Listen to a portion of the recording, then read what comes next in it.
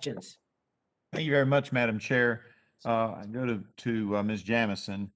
I instinctively like what you are saying about transparency, but there are hospitals who say that they would have a hard time being able to stay open in rural areas if the transparency that you propose is mandated. What's your response to that argument? Well, we need hospitals and we need them to stay open, but we don't need them owning all the physicians in a community and all the imaging centers. And we need them to unwind themselves of some of the consolidation and focus on their internal hospitalization needs. So I find a lot of hospitals spending a lot of money that they are not paying in property taxes, for instance, because 62% of our hospitals are non-for-profit or they pay no taxes.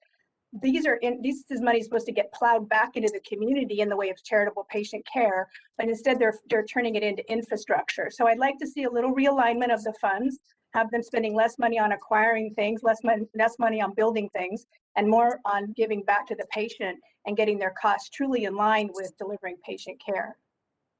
I look forward to figuring out how we get that balance down because I am worried about our rural hospitals as well.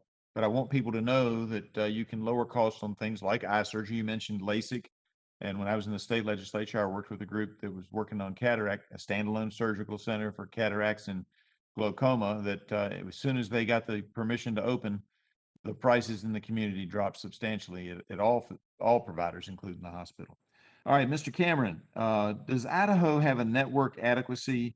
Does Idaho have network adequacy standards to ensure health plans in your state provide sufficient in-network access to primary and specialty providers? Yes, we do. We have 6 carriers in our exchange, which is not, most other states can't brag of that. And we do have network adequacy standards that we require that they meet.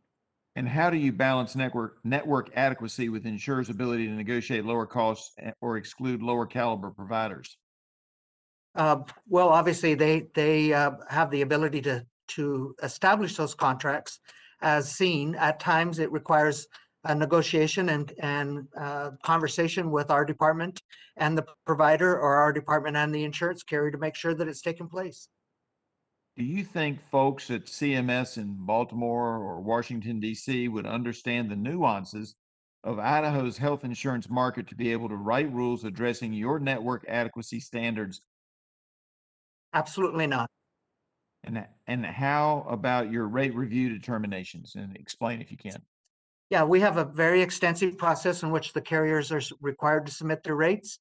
We review every policy, every wording of every policy, and we review how they calculated the rates. We have actuaries on staff that review them, and we push back at times. We have a high-risk reinsurance pool that helps us, and we argue that rates should be lower because of that. And so we've done a pretty good job over the last 4 years of trying to control those rates, in spite that their costs, particularly 5 years ago, were being really exorbitant. What do you think the confusion caused by perhaps having folks at CMS in Baltimore, Washington, trying to make all these rules and decisions? What do you think that confusion would do to competition? And would it encourage or discourage insurance carriers to offer plans in Idaho? Yeah, we think it would discourage them. We think it would create I don't know what the right word is, a vacuum where carriers would not be able to offer and meet those demands. We think consumers would be less protected and would not know who to turn to. So when we hear about folks that have bought plans that are not appropriate, we hear those on ACA plans. We hear that we get complaints all the time on folks that have bought ACA plans and they thought something was covered and it wasn't. And if they had to report to Washington, that would be devastating to them. If Medicare for All that was introduced last week were to pass, the bill would eliminate Medicaid as well as the private market. Approximately how many people in your state would lose their current insurance plans? You know? It would be about 1.4 million, which would lose their coverage, which is about what we have covered. We have 1.8 million is our population. All right. Thank you very much. I yield back, Madam Chair. The gentleman yields back.